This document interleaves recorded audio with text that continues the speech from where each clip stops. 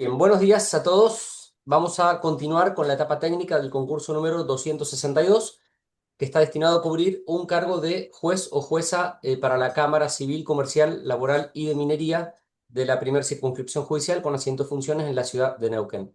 Vamos a presentar nuevamente a las doctoras integrantes del jurado, a la doctora Pamela Tolosa y a la doctora Nancy Bielma. Saludamos a la postulante, doctora Serrano. Bienvenida, buenos días. Bien, gracias. Bueno, los acompañan ahí en el piso también los consejeros Lesinski, Vidal y la consejera Andrea Paz. Bueno, hechas las presentaciones, doctora Serrano, usted sabe que tiene 15 minutos para exponer el tema que ha elegido. ¿Está bien? Ahí va a tener Bien, un reloj en pantalla para poder ir ordenando su exposición y cuando termine, las doctoras le van a hacer las consultas que estimen pertinentes. ¿Está bien? ok, gracias. Bueno, la dejo con ellas y suerte, doctora. Bueno, muchas gracias. Hola, buen día. Buenos días. La exposición versa básicamente sobre los artículos 52 y 53 del Código Civil y Comercial en lo que refiere a intimidad y privacidad. Justamente esa materia, originalmente, si tomamos en términos terminológicos, está sustentada en el artículo 19 de la Constitución Nacional, que en vez de prever el reconocimiento al derecho a la privacidad o a la intimidad, lo que hace es establecer un principio de reserva, excluyéndola de la autoridad de los magistrados en tanto no afecten ni el orden ni la moral pública ni perjudiquen a terceros.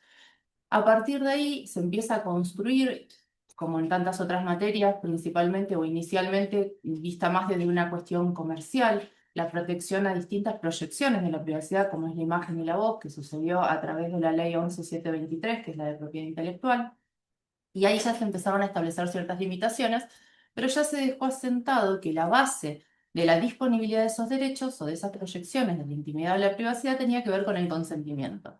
Y las limitaciones eran temporales en cuanto a que se preveía que 20 años después de la muerte ya se liberaba la posibilidad de utilización de la imagen o de la voz, y si no, si se entendía que tenía un fin didáctico, científico, cultural, se había dado en un contexto se había desarrollado en público, vinculado a un hecho público, ahí se eximía de la necesidad del consentimiento, pero siempre visualizándolo desde el tema económico, en la pretensión por el uso que podía generar, la remuneración que generara por el uso de la imagen o de la voz. Se empezó a construir a partir de ahí, dado que no solamente se afectaba la intimidad en esos aspectos, aparece en el 68, porque es del 33, la ley 11723, el 1071 bis en el Código Civil al fin de proteger la intromisión arbitraria en la cuestión vinculada a la intimidad y la privacidad. En ese sentido, cuando se procura esa protección, empieza a judicializarse la cuestión y uno de los casos célebres donde da el concepto de lo que se entiende básicamente hoy por privacidad y donde se empieza a trabajar es de Ponseti y de Balbín del año 84, donde se establece que la privacidad no es solo lo que sucede en el ámbito doméstico, familiar o de amistad, sino que tiene que ver con esas proyecciones espirituales o físicas de la persona que merecen también cobertura y protección y respecto de las cuales se exige el consentimiento para la utilización, entre ellos de la imagen básicamente, vinculados al honor y demás, con todas las proyecciones que tiene, y que ahí también se establece la pauta de que puede haber una afectación fundada en ley, pero una ley basada en un interés público. Es un poco esa idea de la que se trabaja jurisprudencialmente y luego se refleja en el Código Civil y Comercial en los artículos básicamente 52, tomándolo como un aspecto que hace a la dignidad de la persona, ya más asociado a los derechos humanos. Tengan en cuenta que la intimidad también tiene proyección en la materia vinculada a los derechos humanos, básicamente en la Convención Americana y en el Pacto Internacional de Derechos Civiles y Políticos, 19 y 11. Y en ese contexto, cuando se le da esa protección, aparece en el articulado del Código Civil y Comercial prevista como una posibilidad de reclamación preventiva y resarcitoria y focalizando el derecho a la imagen similarmente a lo que se hacía ya en la ley de propiedad intelectual. Pero a la par, el derecho que más confronta con la intimidad y la privacidad tiene que ver siempre con la libertad de expresión. Libertad de expresión que está reglada similarmente a lo que sucede con la intimidad en la Constitución, en el 14 y en el 24, no como derecho, sino como protección exacerbada, y por eso se dice que es una de las libertades reforzadas que tiene, en cuanto a que se limita la posibilidad hasta de restringir o reglamentar este derecho, previendo que podría darse una situación prohibida, que es la de la censura previa, pero sí lo sujeta a responsabilidad ulterior. También tiene protección internacional, 13 de la Convención Americana, 19 y 20 de el Pacto Internacional de Derechos Civiles y Políticos. Y a partir de ahí, la Corte Interamericana, en la Opinión Consultiva 5 del 85, da un concepto integral y va avanzando justamente en los aspectos que hoy más afectan la privacidad, que dice que la libertad de expresión no es solamente la posibilidad de manifestar o exteriorizar pensamientos, ideas, opiniones, sino que dentro de ese género hay una especie que es la libertad de conocimiento y de información.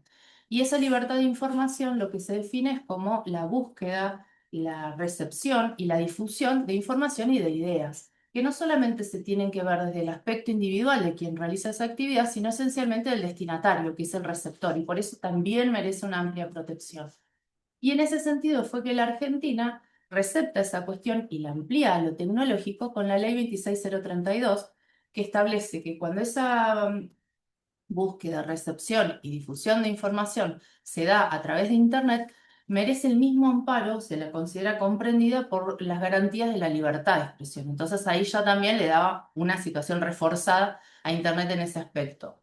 Entonces, cuando empezamos a ver las posibles afectaciones y la confrontación de estos derechos, después voy a hacer alguna mención a la casuística, si tomamos el Código Civil y Comercial, que en eso eh, incrementa las posibilidades de protección, porque habla del aspecto preventivo, nos deriva al 1770, que habla justamente de la protección de la privacidad, insiste en la intromisión arbitraria, que es el concepto más difícil de analizar justamente para justificar o no la utilización de esa información respecto de la vida privada o íntima de las personas, y establece tres opciones: la posibilidad de pedir el cese si es que se está dando una efectuación continuada y todavía no había sucedido, la posibilidad de reclamar en la medida de las circunstancias una indemnización, y conjuntamente con el 1740, que habla de la reparación integral, dentro de como una medida reparatoria establece la posibilidad de publicar la sentencia, en el caso de que la parte lo pida y así el juez lo entienda pertinente. Pero dentro del ámbito preventivo, nosotros nos tenemos que referir al 1710, 1711 del Código Civil y Comercial, en donde se establece básicamente el deber de prevención y la acción preventiva. Y en ese contexto se establece que toda persona, en la medida en que pueda ejercer esa prevención, tiene el deber de prevenir, tiene el deber de tomar aquellas medidas que razonablemente contribuyan para prevenir o disminuir la gravedad de ese daño y para no continuar agravando un daño que ya está consumado. Incluso le daban la posibilidad de repetir los gastos que haya tenido si un tercero es el responsable de ese daño, alcanzado por el enriquecimiento sin causa. Entonces, al prever esa situación, la acción preventiva exige acción o omisión antijurídica, que ahí es donde estaría esta cuestión de la arbitrariedad que hay que discernir. Aparte de eso, se le exige la previsibilidad del daño, que es lo más difícil en materia de intimidad, salvo que sea, o de privacidad, salvo que sea tipo de amenazas, extorsiones, de esas situaciones que también lamentablemente hoy se dan en materia digital. Y en ese contexto excluye el elemento factor de atribución como un elemento fundamental para que prospere la acción, eh, exigiendo solo un interés razonable para iniciar la acción preventiva. La verdad, en los hechos poco se ha utilizado esta acción preventiva, por lo menos en esta materia, por esta circunstancia de que lo más difícil justamente ha sido la acreditación de la previsibilidad del daño en cuanto a esto. Siempre se trabaja o se ha sucedido más contra la concreción, frente a la concreción del daño, el daño ya producido. Pero más allá de esto, vamos al otro aspecto, que vamos al aspecto de la cuestión resarcitoria. En la cuestión resarcitoria se exige, obviamente, los elementos típicos de la responsabilidad civil y se basa, como les decía, en esta cuestión de la intromisión arbitraria. La antijuridicidad está asociada justamente a esa arbitrariedad en la intromisión. Y a esos fines, la Corte ha ido desarrollando parámetros que contribuyen para la determinación. Obviamente que va a ser considerado arbitrario si no hay consentimiento, en eso es claro. El conflicto acá se ha dado como en Ponseti de Balbín, María Belén Rodríguez, en distintas situaciones donde es claro que no ha habido consentimiento inicial. Entonces, el análisis ahí pasa a ver si hay un interés público o una situación que fundamente dentro del ejercicio de la libertad de la información que permita lícitamente justamente esa intromisión, que deje de ser arbitraria.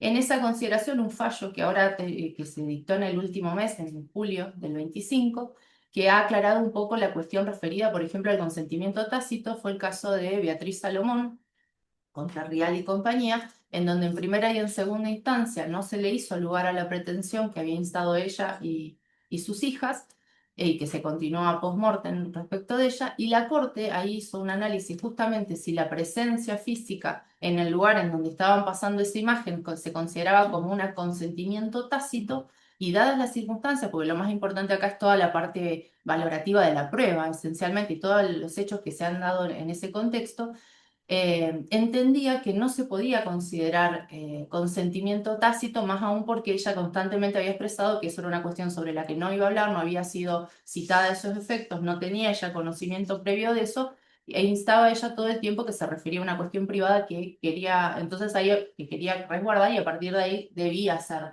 resguardado por todos frente a esa postura por ella observada.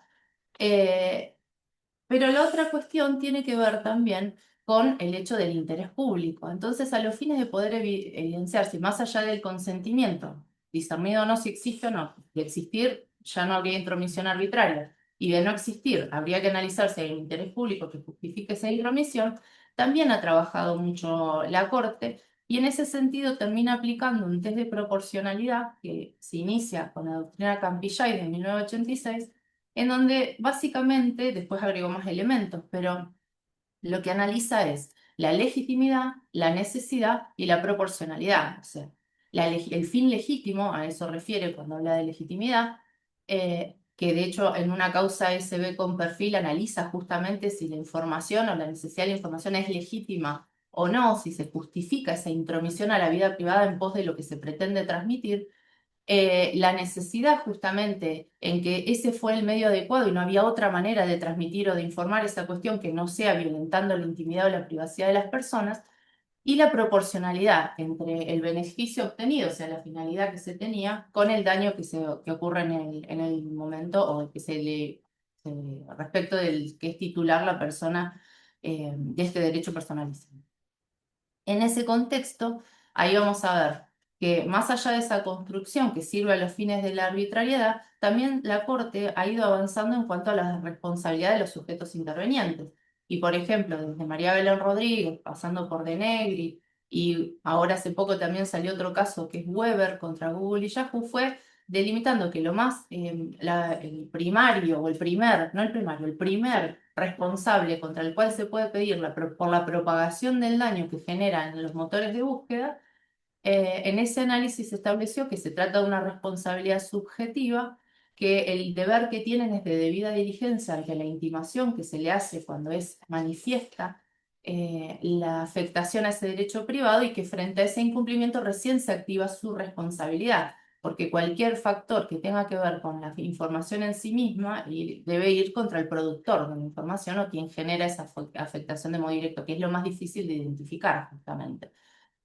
Entonces, en este contexto, la otra herramienta que aparece hoy útil en el caso de que la víctima sea mujer es la que da la ley que se llama Olimpia, que es la 27736, que incorpora dentro de la ley de violencia contra la mujer la violencia digital. Y que de hecho dentro de las medidas ahí prevé específicamente la posibilidad no solo de que se suspenda a quien esté transmitiendo esa información o esa afectación que digitalmente se esté dando, sino que suprima directamente los contenidos a los que tenga acceso, que resguarde la información o los datos que se obtengan por esa vía para la posible acción de fondo a futuro que se realice, y hasta permite la posibilidad de requerirle, si el juez así lo entiende, la identificación de quién es el usuario o quién es el productor de ese daño en base a la información con la que cuente justamente ese motor de búsqueda o el intermediario digital del que se trate. Así que en este contexto hoy se está desarrollando la protección de la intimidad y de la privacidad en tanto derecho personalísimo que hace a la dignidad de las personas, con todas estas variables, más allá de que hay otros ámbitos, como por ejemplo también el de los derechos personales, con la posibilidad de habeas datas, si refiere específicamente a esos puntos la vulneración que se trata. Pero en términos generales de intimidad y privacidad, lo que rige el abanico de posibilidades jurídicas serían las que acabo de exponer. Bárbaro. ¿Puedo empezar yo? Sí. Marcela, vos te referiste muy bien al tema en relación a, digamos, desde el punto de vista de la protección de la imagen, pero en realidad y en cuanto a todos los casos que mencionás de la doctrina que fue construyendo en este tema la Corte Suprema de Justicia de la Nación, hay un elemento muy relevante, diferenciador de las situaciones, que tiene que ver con quién es el demandado, ¿no? De Sí. hecho, vos mencionás acá casos, acabaste de mencionar Ponseti y Balbín, Campillay, después nombrás el caso este de Salomón, Rodríguez, de Negri y Weber. Ahí hay una situación muy diferencial en cuanto al análisis del encuadre jurídico y de la tensión entre los derechos en juego según Sí. las características del demandado. Y en eso creo que también tiene mucha relevancia algo que mencionaste eh, y no te detuviste demasiado, el tema del interés, si existe o no interés público. La pregunta es, ¿por qué la cuestión de la posición del demandado o de quién es el demandado, qué actividad ejerce es relevante? ¿Y qué otro aspecto de ese tema es importante considerar cuando tratamos este tema según la calidad del demandado? Sí, gran parte de todo esto de la doctrina Campillay, de la doctrina de Ponseti, Balbini, SB con perfil y demás, ha tenido que siempre ha estado dirigido a los medios de comunicación. Los medios de comunicación en tanto titulares de quien se roba la titularidad en términos de empresa o de personas, porque ahí también se diferencia respecto de la persona de... Por eso generalmente cuando se inicia la demanda de daños y perjuicios y demás, se hace en el caso de los medios de comunicación indiferenciadamente en cuanto a y después se empieza a discernir el nivel de responsabilidad que tiene cada uno en cuanto a, por ejemplo, el medio a través que la empresa o el medio a través de que se da la información, el productor del programa, quien interviene como conductor o quien interviene en el caso puntual, en el supuesto específico, como pasó con Beatriz Salomón, que se da contra América, se da contra el productor y se da contra los periodistas, incluso hasta el que hizo la grabación, porque entiende que ese cometió la intromisión porque es una cámara oculta en ese contexto.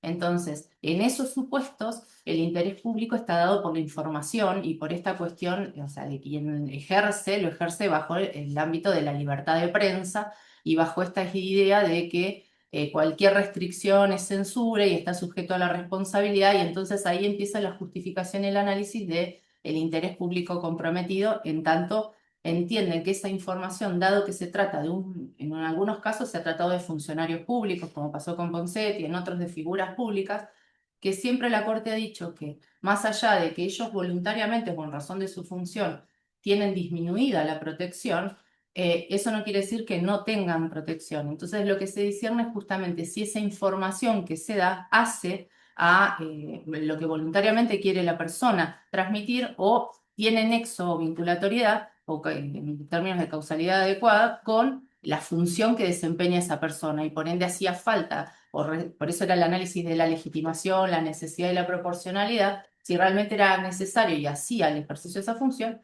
y por ende quedaba amparado en esta libertad de prensa y posibilidad del ejercicio de la libertad de información, a poder utilizar publicar esa información o darla más allá de la intromisión. En el resto de los casos, que tiene que ver más con situaciones que hacen a la vida privada, como les decía, con esto de Negri, que también se analizó, con cuestiones vinculadas a Rodríguez, con cuestiones como Weber, por ejemplo, que fue hace poco, ahí no está vinculado al medio de comunicación, sino que los agravios que muchas veces suceden aparecen en redes, no se identifica claramente o inicialmente quién es el productor del daño, no es fácil identificarlo porque muchas veces requiere pericias informáticas a esos fines.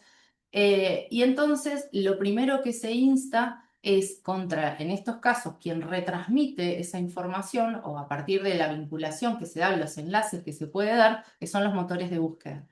En ese contexto, muchas veces lo que se plantea o lo que se pretende Y ahí es donde empieza a articular de una manera diferenciada la responsabilidad.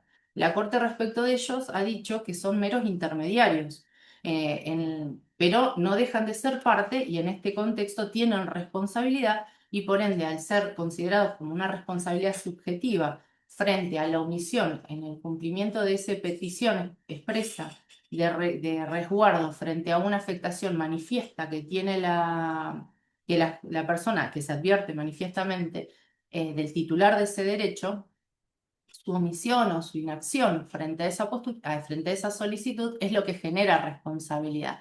De hecho, en el caso Weber, que acá, en el caso de Negri, un poco lo que se cuestionaba era si estaba la posibilidad de poder intimar, en el caso pedían la aplicación del derecho al olvido, la Corte lo rechazó, pero si bastaba la intimación privada, o sea, en el ámbito privado, como para poder culminarlo, considerar que ya se configuraba la antijuridicidad necesaria para poder aplicarlo y considerarlo responsable. ¿Te estás Eh, refiriendo a la forma de intimarlo? Sí, porque el tema es así, cuando no al mecanismo, sino a la acreditación de que fue debidamente notificado, intimado, informada el motor de búsqueda de que yo estoy esgrimiendo la defensa del derecho a la privacidad y a la intimidad ante una situación X que manifiesto. En el caso, por ejemplo, de Weber se dio de otra manera, no se dio en el ámbito privado, se dio en el ámbito jurisdiccional y a partir de ahí se configuró eh, el hecho dañoso, que por eso dice que la valoración inicial va a ser a través de, o sea, va a estar dada por esa situación de manifiesta en cuanto a la afectación, pero que si no requiere una intimación. Y de hecho, la discusión que se daba en De Negri tenía que ver con, porque se quiso trasladar el sistema europeo que en el sistema europeo se le dio prioridad al derecho al olvido y en donde se estableció, de hecho Google tuvo que incorporar en sus formularios la posibilidad de hacerse esta reclamación para no activar esta responsabilidad. En el caso Weber, lo que sucedió fue que ella hizo el planteo y como medida cautelar innovativa se intimó a Yahoo y a Google a los fines de que desindexen, o sea, desenlacen su nombre con esos vínculos en donde se la asociaba a sitios pornográficos, en donde aparecía su imagen vinculada, y tardado 3 años uno y 6 años otros en cumplir justamente esa desindexación, y frente a esa intimación en el ámbito jurisdiccional es que ahí le aplican la responsabilidad, porque considera fehacientemente intimados y en este caso con la verosimilitud que se necesita en el marco de una medida cautelar y habían incumplido esa instrucción. Pero no fue solamente por el incumplimiento, sino por la responsabilidad que generaba el retransmitir, el mantener, el sostener en el tiempo esta afectación a la privacidad y a la intimidad. Pero es distinta la consideración y distinto el análisis de responsabilidad en esos supuestos entre lo que serían los medios de comunicación y en este caso los motores de búsqueda. Vos te referiste a la acción preventiva de daños y afirmaste que se ha utilizado poco la Acá, acción por lo menos. preventiva en Neuquén. Sí, sí, sí, sí, sí. Ah, porque justamente los casos que Sí, mencionás, todos todos se van por acción plantearon preventiva. preventiva. Sí, sí, sí, no, yo digo acá en Neuquén. ¿Y te acordás qué dijo la Corte justamente en el precedente Rodríguez en relación a la procedencia o no de la tutela preventiva? Eh, en el precedente Rodríguez, literal no recuerdo, No, no, pero pero justo es, sí, no, pero lo que establecía fue que en términos generales, por ahí se planteó una pretensión resarcitoria y una pretensión preventiva. sí, no recuerdo literal lo que decía sobre la cuestión preventiva. Te lo pregunto porque justo en la discusión en este tema, ahí es relevante porque justamente tiene que ver con cuál puede ser el alcance y después toda la jurisprudencia posterior respecto de cómo interpretar el alcance de la tutela preventiva en estos casos, porque justamente se pone en tensión con la libertad de expresión. Y por eso te lo pregunto, porque es algo que mencionaste, digamos, a lo Sí, largo lo de... que recuerdo en términos generales de la causa Rodríguez era justamente que lo que... Está bien, está bien. No, No, es no, que tenía porque que ver con la legitimidad de la información y de la pretensión de informar que se tenía. Y en ese contexto, advirtiendo la arbitrariedad o no del argumento esgrimido, era que iba a articularse la defensa, la protección de la intimidad, es lo que recuerdo. Bueno, Gracias. No, nada. te voy a hacer una pregunta en relación al tema, ¿sí? Sí, Poniéndote vos ya con la cámara, hay un caso, un juez de primera instancia, rechaza una demanda que presenta una persona que había publicado en Facebook, en acceso público, imágenes de una fiesta particular. Otra persona que tiene un editorial y un blog periodístico hace un blog justamente donde habla de fiestas y pone diferentes imágenes. Y entre esas diferentes imágenes toma imágenes de esta persona que ha estado en una fiesta y las pone en ese blog periodístico. Sale, obviamente, todos tienen acceso al blog del usuario y la persona afectada inicia una acción judicial por el derecho a la imagen. El juez de primera instancia se lo rechaza porque dice que estaba en acceso público. Él va a la Cámara y apela. Pide el resarcimiento de daño patrimonial y especialmente daño económico. A vos te toca el primer bloque. Vos tienes ¿contra quién era la...? acciones contra la editorial que hace Sí. el blog periodístico y contra la persona que redactó el artículo. Ok. En ese contexto, el análisis a los fines de- de la legitimación y en términos del alcance del perjuicio que se pueda llegar a tomar por acreditado, en primer lugar, el medio periodístico lo que generalmente hace, si es que así lo hizo, porque uno de los elementos que también se pondera es el tema de la veracidad o no y la citación de las fuentes en cuanto al ejercicio de su responsabilidad, siempre esgrime como limitante o eximente de responsabilidad el tema de que toma las fotos de un ámbito público o toma la información de un ámbito público y por ende, citando la fuente y previéndose en ese sentido, entiende que tiene resguardo en términos de responsabilidad. Pero en ese contexto, en general, lo que se le pide, y así también la jurisprudencia ha determinado, que no solamente debe resguardo, o sea, se resguarda, y por eso muchas veces cuando se habla de intimidad y se habla de de la imagen y demás, se lo trata asociadamente con el ejercicio profesional del periodismo y con los secretos de las fuentes y todas esas protecciones. Lo que se le requiere es que más allá de la citación de la fuente para pretender eximirse individualmente de responsabilidad, debe indicar el contexto, debe hacer las averiguaciones pertinentes para justamente no se libera solamente con invocar la fuente, sino con la necesidad de analizar el contexto en el que se da esa información y demás. A los fines de la pretensión y también con respecto de quien publicó, si no tiene el consentimiento de quienes hayan participado por un evento privado.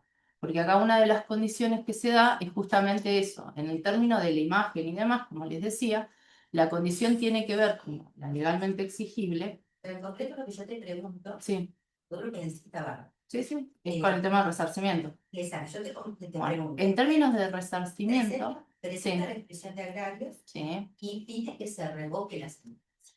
sí, ¿Sí? Justamente porque manifiesta que él no prestó el consentimiento, figuraba en acceso público Sí. de Facebook, pero no prestó su consentimiento.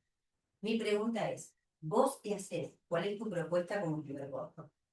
¿Revocás o confirmás? Y si revocás, ¿por qué revocás? Y si confirmás, ¿cómo confirmás? Y ahí sí me das toda la argumentación. ok. Yo entendería que corresponde la responsabilidad. Entonces revocás. Sí.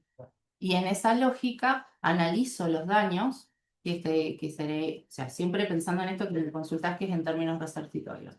Los daños posibles podrían ser daños patrimoniales, si es que acredita efectivamente algún perjuicio o alguna afectación concreta vinculada directamente a esa imagen, o como consecuencia lógica de esa publicación arbitraria o ilícita. Ese es el segundo paso. O sea, vos revocás, ¿por qué revocás? Paso fundamental. Por más que salgan con acceso público, porque no prestó el consentimiento, ¿cuál sería? Lo que había explicado antes, el argumento está vinculado justamente a la cuestión de que no se refería a un ámbito privado respecto del cual no había dado el consentimiento Y en ese contexto, la imagen publicada le está trayendo un perjuicio. Y ahí analizás el Entrando en el de- perjuicio, sí, entrando en el perjuicio, la cuestión resarcitoria, les decía, sí, vamos a analizarlo en términos de daño patrimonial, hay que cuantificarla sobre lo que acredite efectivamente de daño patrimonial, que tenga nexo de causalidad directo con esta imagen, que es a veces muy difícil de probar, pero no deja de ser factible que suceda, que dependerá del caso. Y respecto del daño no patrimonial o del daño moral, lo que se hace es, utilizando el 1741 del Código Civil y Comercial, que prevé el resarcimiento por daño moral o daño no patrimonial, establecer una indemnización que sea genere una satisfacción sustitutiva del padecimiento que tuvo esta persona. A esos fines hay distintos elementos que hay que ponderar y un fallo que se ha utilizado, que ha sido el fallo Baeza, ha dado varias pautas en este sentido, si bien en esa situación, primero que hay que ponderar también, por ejemplo, la cuestión de género, que esté vinculada, si es que la persona es mujer o no. Más allá de la cuestión de género, hay que ponderar toda la situación fáctica, el contexto en el que se da, el padecimiento propio, la consideración de la posible irreparabilidad o no de ese perjuicio, dependiendo de qué tipo de imagen, en qué contexto se dio, y analizar ahí el quantum eh, del daño, generalmente utilizando alguna referencia, como se hace con algún otro bien o como muchas veces se hace en materia indemnizatoria frente a estos padecimientos, referenciándolo con o algún ingreso determinado y alguna actividad lúdica que le permita compensar ese padecimiento psicológico o psicofísico y a partir de ahí elaborar una construcción en cuanto a su cuantificación. Y a esos fines también tener en cuenta cuándo se dio el hecho, que en el caso del daño, para fijar la integralidad de esa reparación en términos de intereses, de actualización del monto, teniendo en cuenta que cuando se discute siempre el daño moral, se dice que se habla de una obligación de valor que recién queda monetarizada al momento de su determinación y que por ende, como el Código Civil y Comercial también establece que desde que acaece el hecho hasta que se satisface esa reparación, se debe actualizar el monto. Generalmente en estos casos se aplican tasas puras hasta el momento de la determinación y a partir de la determinación alguna otra tasa de interés, que en nuestro caso generalmente ahora es la tasa activa. Y respecto del daño patrimonial, las distintas posibilidades respecto a las tasas de interés que se han ido evolucionando en la jurisprudencia y demás, como las más acordes a la realidad económica para que no pierda significación económica justamente ese resarcimiento. Algunas preguntas sobre lo que respondiste recién. Em, cuando hablabas de la cuantificación del daño no patrimonial, que decías las referencias a cómo se suele hacer, ¿cuál es el fundamento normativo de usar esos argumentos? Por ejemplo, no me acuerdo ahora el ejemplo que diste, pero algo que le genere satisfacción, no me acuerdo qué dijiste, cuál era el ejemplo concreto. Dijiste como se suele cuantificar el daño, mi pregunta es el fundamento normativo de eso. ¿Es algo que se suele hacer porque es un uso y costumbre de la jurisprudencia o hay un fundamento no, hay normativo, un normas fundamento- concretas que establecen pautas concretas de cómo cuantificar Sí. el daño no patrimonial? Las pautas concretas las establece el 1741. Antes estaba librado a la prudencia, como pasaba con el tema de, por ejemplo, dentro del daño resarcitorio en términos de el lucro cesante, no del daño emergente, que es lo más concreto que se puede cuantificar, o alguna pérdida de chance que también es más fácil de acreditar, sino preferentemente, o sea, especialmente en materia de lucro cesante, que era donde se daba la discusión. A partir de la modificación del código ha quedado claro que las pautas las da el código y busca bienes sustitutivos de esa afectación. Lo que le da es esa flexibilidad al juez, no está tarifado de modo concreto, porque va a depender del caso, de la situación particular, de los informes médicos que se den, de lo que se logre acreditar y demás, la cuantificación y la equivalencia. Pero siempre la ley da la pauta de la equivalencia que antes les quedaba como librada así a la prudencia del juez, o sea, lo que estime. Y ahí generaba una gran arbitrariedad, básicamente, porque si bien podía estar fundado, era muy difícil porque no daba un criterio objetivo a los fines Perfecto. de que se pueda discutir. Otra pregunta en relación a algo que mencionaste. Mencionabas que había que tener en cuenta si era mujer la damnificada. Sí. ¿Por qué?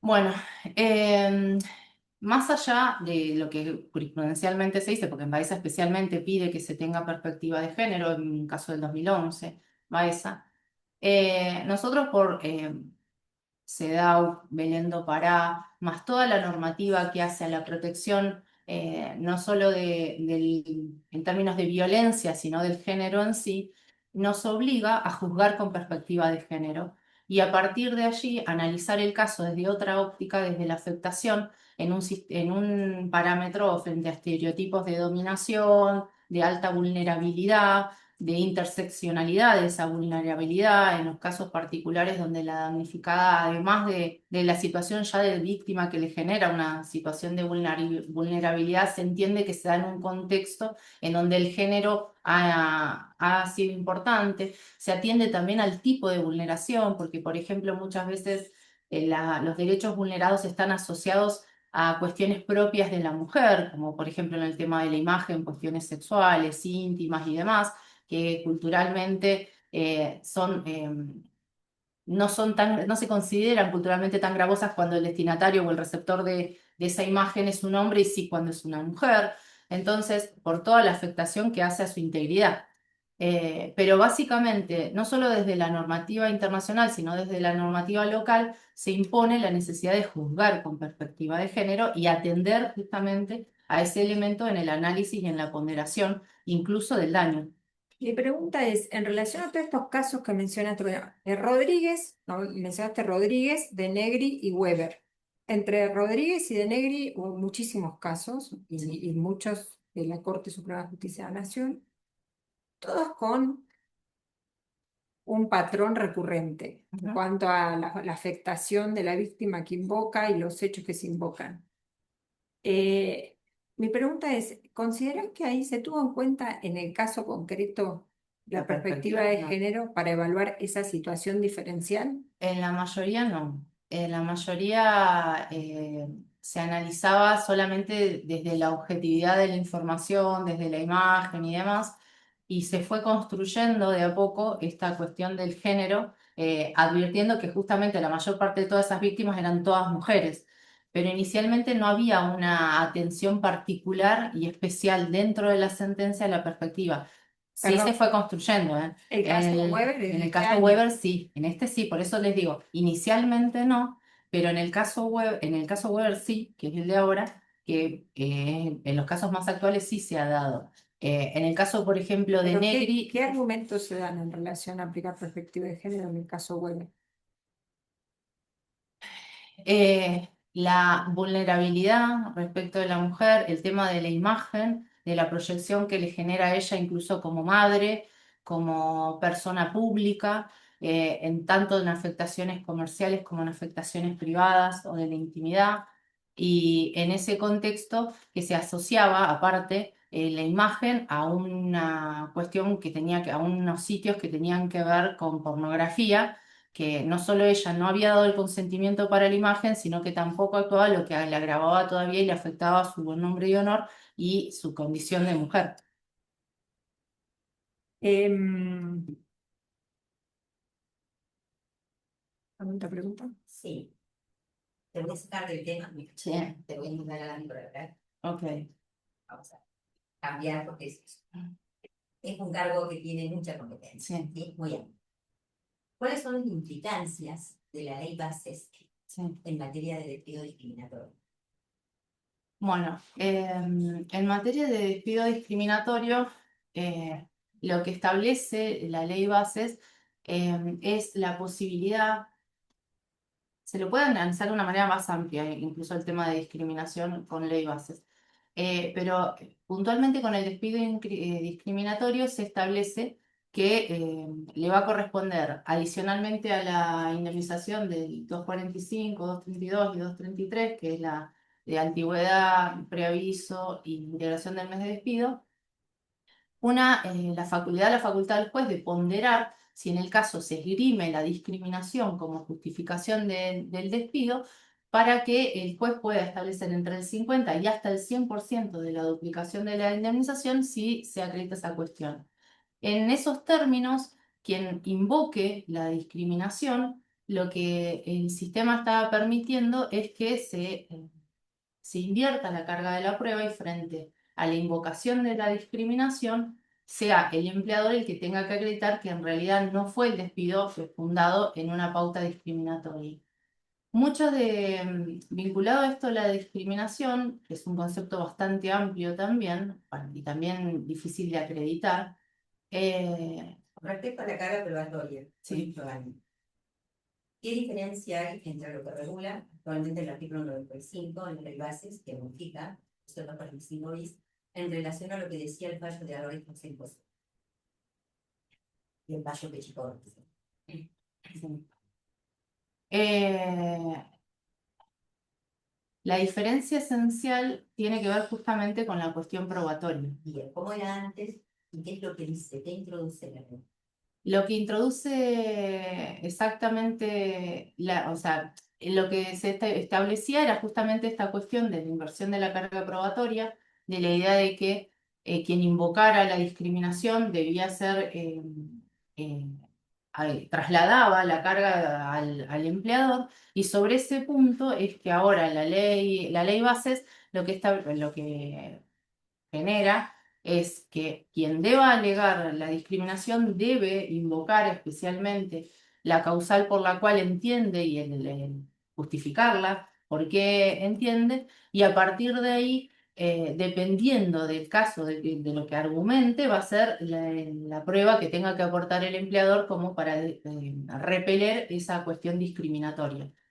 Eh, con esta, siempre en términos, sabiendo que en términos del ámbito laboral, como el régimen laboral en sí es un régimen intuitivo, le da amplitud al juez para que, más allá de lo que la ley base pueda establecer en los límites del tema probatorio del onus probandi, pueda disponer medidas que entienda conveniente a los fines de proteger al trabajador en el caso concreto. Bien, y con respecto a el efecto que produce.